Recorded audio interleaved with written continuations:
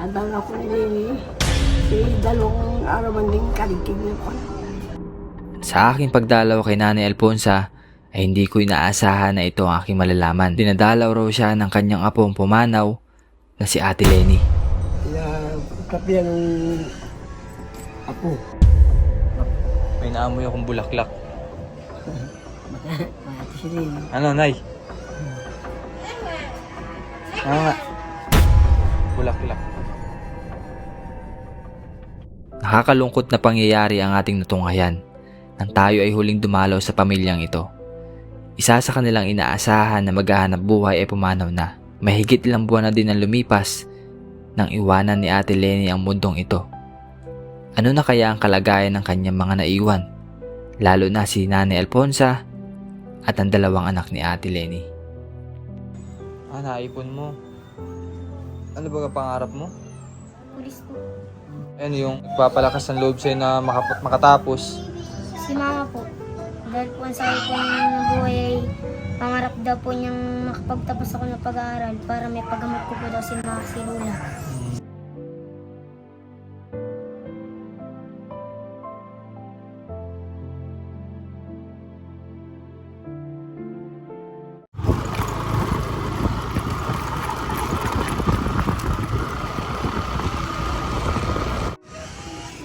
Ba, bagong pintura yung bahay ni Nanay Alfonsa, oh. Ayan. Lola. Basta ho. Ano mo na ako, Nay? Kamusta ho? Kung may sakit nga siya, pinadalaw daw nung Ha? Adang ako ni dalawang araw man din kaligtig na po. Nagulat ako nang sabihin ito ni Nanay Alfonsa na dinadalaw raw siya ng yumawang apo na si Ate Lenny. Nalagnat kayo? Hindi na dahil kapiyan ng apo namatay. Ni Ate Lenny? Dalawang araw, walang buli. Baka naman po nalagnat. Apat na salan daw. Ha? Apat na salan. Ano po? Apadasalan? Oo, sila yun. Anong naramdaman nyo, Nay? Yung malakas ang sakit nito. Baka naman ikaw ay high blood o low blood? Ha? Nahingal ka? Kumisi mataas, kumisi mababa. BP ako ng aking apo eh. Kumisi mababa, kumisi normal. Normal. Pero ikaw ay masama ang pakiramdam. Minayan mo kang gamot. Wala. Nabili na ako lang. Pinamig lang. Ba't may pinamig? Dapat bioflow. Ay, upo muna ikaw doon. Doon na, upo muna ikaw. So ito yung bahay dati nila, ano? Medyo gumanda-ganda dahil parang maliwalas din. Maliwalas yung bahay nila kasi gawa na napinturahan, unlike dati, no? So balik tayo doon, Nanay. Ikaw ay sama ang pakiramdam 2 days na. Hindi ka nagkapatingin sa doktor? Paano nyo na po nasabi na nadalaw kayo ni Ate Lenny? Albularyo. Ha? Ay, galing sa albularyo. Ginanyan yung pa ako ayun. Ginanyan lang. Opo. Ang sakit. Parang mautas na eh. Dalawang beses ginanyan. So hindi naman masama ang maniwala doon, pero syempre, Nanay, kailangan mo rin magpatingin sa doktor. Nang sa ganoon ay maresetahan ka ng gamot. Hindi ko naman sa sinasabing huwag kayo maniwala. Pero parang lang po, option baga. Second option, magpatingin ka sa doktor. Ay, kamusta baga, Nanay, yung nainom mong gamot? Ubus na? Basta, tagal na. Pero kamusta naman po yung inyong Minsan, UTI po, ano? minsan nahilabit na sa tumara ko. Oo. Ito ngayon ang aking nadamdamin ngayon. Ito yung naman natin na sakit. Ito masakit. Bigat. Ulo. Bago ito yung buto baga dito. Ulo. Ay, sakit yan hanggang dito. Ay, my God. Nanay, parang nangangayat ka eh. Che! Hmm. Para ko yung nalay. Kawawa yung dalawang bata. Ikaw na lang nag-aalaga, ano? Ayun, oh, ito si ano, si Kano. Paano yung may ano yung buhok mo? Oh? Ano ba ang pangalan mo? Ano ba ang pangalan mo? Lato! Ah, si Lato o Lato. Lato! Anak ni Ate Lenny nga bunso. Pero dapat nanay, ikaw ay nagpapatingin para ikaw ay maresetahan. Kasi kung magbe-base tayo sa ganun, tapos hanggang ngayon ay masama pa rin ang pakiramdam mo, ay mahirap. Ano po? Eh, kamusta naman po ang buhay niyo dito, nanay? Ha? Tulad din yung dati. Tulad pa rin dati. Pero mas mahirap ngayon dahil wala na kayong katulong sa paghahanap buhay. Ano po? Pinaiyak na lang agad.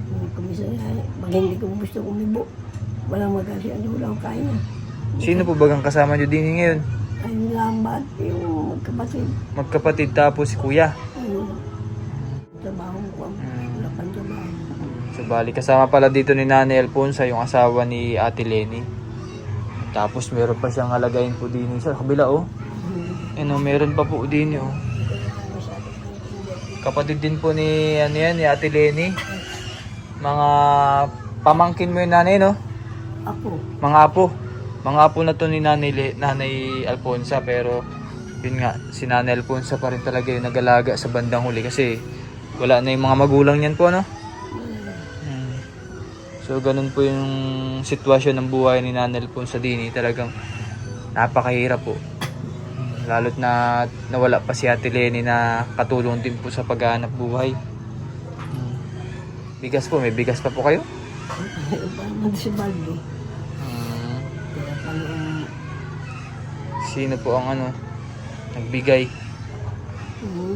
dasalan ko yung kanya bigyan na ako. Natulungan. Ano? Dito ikaw. Gusto niya. Kamusta ka na? Buti naman po. Nag-aaral ka pa? Hmm. Anong grade na? 7 po. Basta tuloy-tuloy mo lang yung pag-aaral mo, no? Yan ang problema ko. Yung ano po. Araw-araw ay isang daan. Saan ba ka napasok si... Sa ano po? Nabuslot. Ay, nabuslot ka na? Hmm. Anong tawag dito? First year ano? Hmm. Araw-araw ay isang daan.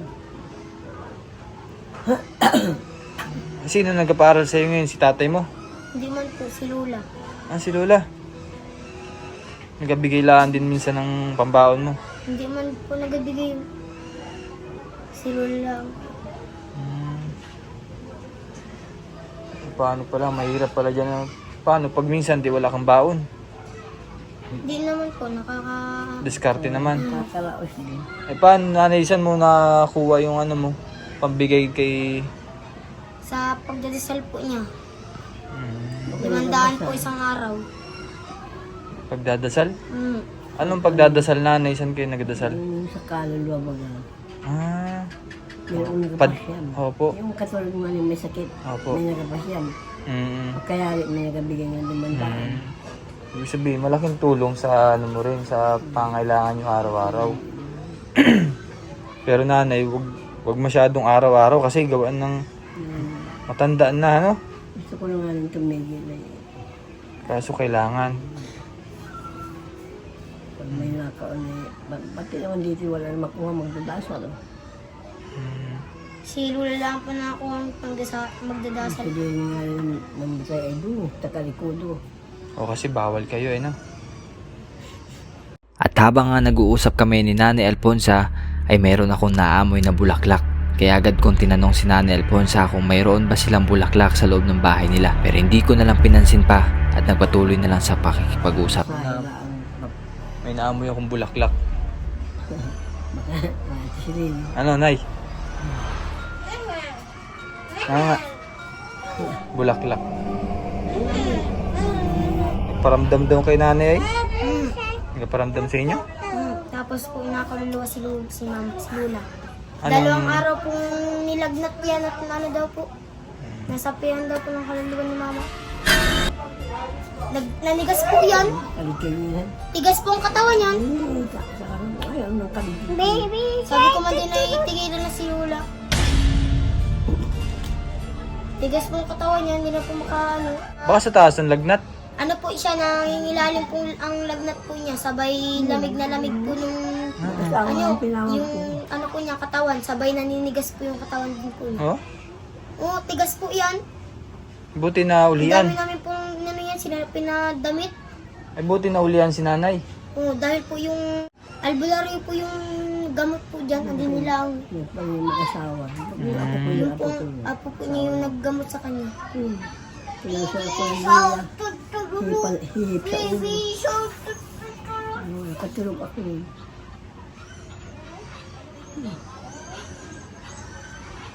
Eh ikaw ano yung mga naramdaman mo nung ano, nakaraang linggo? Sa panaginip? Wala po kung nararamdaman eh. Wala po masakit sa akin. Pero hindi ko pa rin po siya na ano. Hindi po siya napapaganipan. Hindi naman. Po. Hindi naman po siya sa akin nagpaparamdam. Kay nanay. Si Lula lang po talaga. Pero kanina nga ni nanay, may naamoy akong... May bulaklak ba kayo din? Wala po eh. May naamoy akong bulaklak. Yung ano? Kung maga na. Ha? Maga na pumarito ka. Ay, so, binisita ko lang po si Nanay Alfonso ate. Miss ko nga ni kasal ko eh. Ika na pa rin yan. Ngani po ay at busy rin po sa ibang napuntahan. Eh, ito ko yung meron pong dala po sa inyo nanay. Wait lang at kunin ko lang. So yung mga babayan, dito po yung bibigyan natin kay Nanay Alfonso. So papasalamat po ako sa ating sponsor na si Ma'am Betty. Si Ma'am Betty. Ito po ay bibigyan na po natin kay Nanay Alfonso. Pandagdag po ng pagkain nyo sa araw-araw. May pang merenda ka na at pambaon. Nagabaon ka ba kapag napunta sa school? Hindi mo po. Ano lang? Pamasahe? Tapos, Paano ka nakakain dun? hindi po ako nag-resist. Nakakain lang po kung tanghalian. Hanggang tanghalian. Yung baon ng kaan. Nagabahan lang po ako, hindi po ako nag-resist. Ha? Hanggang tanghali po, hindi ako nagkakain. Tapos, mauwi ka na lang. Ano oras ka uwi mo? Pag tanghali po ay makain na lang. Hanggang tanghali po ay nakain. Sabay, Oo. pag resist po, hindi po ako nakain. So, ganun araw-araw ang ginagawa mo? Hindi po ako nakaganang kumain. Bakit? Wala po. Walang pambili, ganun. Dami po kasing napabili ng mga teacher. Eh, magkano ba ang pamasahe mo sa araw-araw? Araw-araw po ay 50. Balikan? po. Tapos, yung 50, anong ginagawa mo? Natabi ko po. Naipon mo. Ano ba ang pangarap mo? Pulis po. Ayan, yung nagpapalakas ng loob sa'yo na makatapos. Si mama po. Dahil po ang sabi po ng buhay ay pangarap daw po niyang makapagtapos ako ng pag-aaral para may paggamot ko po daw si Lula. So si mama daw dapat ngayon po yung pagalingin ko dahil po hindi na nakaabot. Graduation ko po nga rin nakaburol. Iyak nga din ako walang kasama. Kasi masakit yun eh. Dapat nagse-celebrate tapos ganun ang nangyari, no? Ba't Bawal naman po magsaya. tiwala lang at di naman araw-araw o ganito lagi ang buhay, no? So, Nakaraos din ko. makakaraos din, no? Basta magaling ka ba sa school? Kamusta yung grades mo? Mga 81 lang po sir hanggang 85. Kasi may mga nanonood nga pwedeng tumulong din sa iyo. Malay mo makuha ka ng scholar. Pag-aralin ka para hindi ka na mahirapan sa mga pangailangan mo din. Gusto mo ba yung ganun? Opo. Pero kailangan mo rin galingan sa school para may pakita din natin sa mga sponsor. No? Gaano ka ka-decidido makatapos? Hanggat po may nagpa-aral po. Huwag umatigil. Tuloy-tuloy lang. Kahit po lang baon, basta may pamasahe, papuntang parang paaral. Minsan, di ba, Si nanay naman, di naman araw-araw may pera. Paano kung sabihin sa'yo ni Nanay Alfonsa na, ay Nining, wala na ako may bigay sa'yo pamasahe. Nagkatrabaho po. Dahil po nung isang araw po ay nagtrabaho po ako niya sa kamag-anak na sandaan Anong po. trabaho? Nagalinis po ng bahay. Para may pamasahe lang. Sandaan. Talagang desidido siyang makapag-aaral nanay, no? Yung gusto nung ina niya at The way siya magsalita po ay marunong. Hindi man yung nahihiyang mga bata, baga. Basta tiwala lang yung ano. mag-aral kanina at nang pagdasinawal siya hindi ka maghirap. Katulong. Kasi alam mo, pag yun ang mataas yung pangarap mo, mas gaganda yung buhay mo. Hindi man habang buhay, ganito lang lagi, no? Pray ka ba lagi? Hindi man masyado, sir. Maga po akong natulog at alas 8 Oo. pa lamang po. Before kang Ang dami pa po matulog, akong nagawa at ang dami pong assignment. before kang matulog, dapat nag-pray. Para kahit paano may guide ka ni Minsan naman po Lord. yung nagpaturo naman ako kay Lola ng pagdadasal. Kasi once na pag nag-pray ka, i-bless ka lagi ni Lord. No? At ilalayo ka sa masama. Ang nanay, dapat pala ito yung naturuan mo mag-pray, ano? Jenny Lynn, magtiwala lang lagi at kahit na may hirapan si nanay, pero nagsusumikap din na mapag-aaral ka. Ano? At sana may tumulong sa atin sa pagpapaaral sa iyo para sa ganun kahit paano ay masuportahan din yun at hindi na gaanong mahirapan si Nanay Alfonsa, ano? May message ka ba sa mga nanonood ngayon? Lahat ng tumulong sa amin po na maglula, salamat po sa pagbibigay po sa amin ng mga pagkain at pira dahil po nakakatulong po kayo sa lahat ng tao dito sa amin. Yun lang po, salamat. Sa nanay at limitahan mo lang din yung pagtatrabaho mo din, no? At ikaw ay masama rin pala ang katawan. Nangangalang sa bahay. So, kinakailangan mo mag-ingat lagi sa galaw kasi matanda na po kayo, 93 years old na kayo, Nay, no? May nakukuha naman po kayo sa barangay, yung mga senior, ganun. Ayan, so hindi na ako magtatagal na at ako ipapanik na rin po, ano? Salamat din po sa inyong oras. Ano, Nining? Aral ka na mabuti, ha? Malay mo, may tumulong sa atin sa pagpapaaral sa iyo, no? Para tuloy-tuloy yung pag-aaral mo at matupad mo yung pangarap mo bilang pulis. No? Sige, mag-aaral mo mabuti, ha? Sige. So yung mga babayan at muli po natin nabisita si Nanay Alfonsa. So ito po yung pamilya ni na Ate Lenny na pumanaw na po nung last 3 months na rin po nanay, no? 3 buwan. Muli, at ngayon lang ulit natin sila na dalaw. At muli po maraming salamat po muli kay Ma'am Betty sa ating sponsor na patuloy na naggagabay sa mga tinutulungan natin dito sa Oriental Mindoro. Salamat po sa inyong panonood at ito na lang po muna yung update natin ngayon. Maraming salamat po. Bye-bye po. Bye-bye na kayo. Salamat po. O yung pagtulong sa amin. Sa aming kahirapan. Pagaling ka nanay, ha? Pagaling po kayo? Gusto ko nga naman. Ay, may nainom ka. Ano bang nainom mong gamot? May pinamik lang? Pinamit lang po. Bakit nainom yun? Yung naalis na. Dapat ano, bio-flu? Kalipas yun. Dapat lang po. Ay, pero ngayon, kamusta ang katawan mo? Ay, maayos siya. Okay na. Basta dadating magkalampa. Sige. Opo. Salamat po sa iyo.